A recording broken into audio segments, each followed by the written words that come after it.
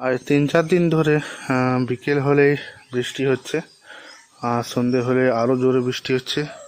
এই যে দেখুন হালকা হালকা মেঘ করেছে, তো আজকেও আশা করি বৃষ্টি হতে পারে।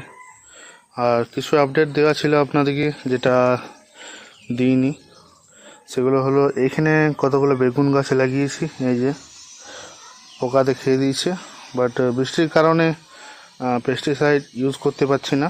আর বাকি এখানেও লাগিয়েছিলাম বেগুনগুলো, এই যে। আর এখানে বরবটি লাগিয়েছি, এই যে এগুলো বরবটি।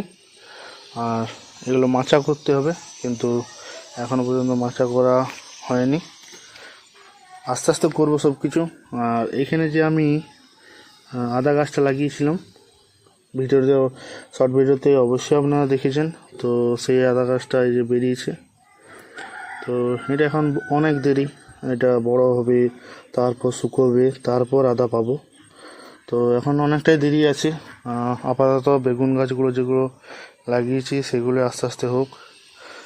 আর এখানে একটা অড়হর কলাইয়ের গাছ ছিল, বাট তুলে দিয়েছি, কারণ সেটা আমার লঙ্ঘন গাছটা অনেক ক্ষতি করছিল। এই যে এখানে ঝড় হলেই এই যে এগুলো সব ঝরে যাচ্ছিল, ঘর্ষণ হয়ে সব ঝরে যাচ্ছিল মুকুলগুলো। আর প্রচুর মুকুল দিয়েছে, দেখতেই পাচ্ছেন, এই যে ছোট ছোট ছোট ছোট প্রচুর মুকুল দিয়েছে। এটা লঙ্ঘন গাছের মুকুল, দেখে রাখুন, লিচু গাছের মতনই আর আম বকুলের মতনই।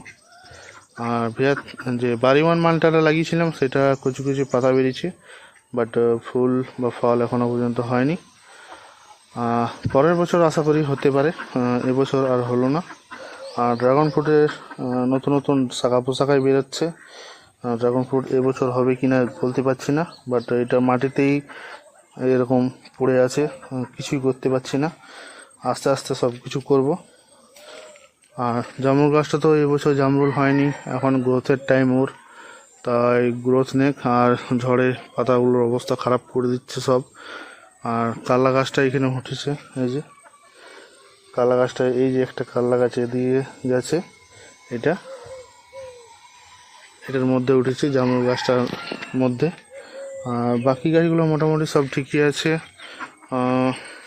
এইখানে কতগুলো রজনীগন্ধার বাল্ব এনে লাগিয়েছিলাম, একজনকার ঘর থেকে নিয়েছিলাম বন্ধুর, তো সেই বাল্বগুলো থেকে নতুন নতুন রজনীগন্ধার যে গাছ সেগুলো বেরিয়েছে, এই যে দেখতেই পাচ্ছেন, খুব সুন্দর গাছগুলো বেরিয়েছে।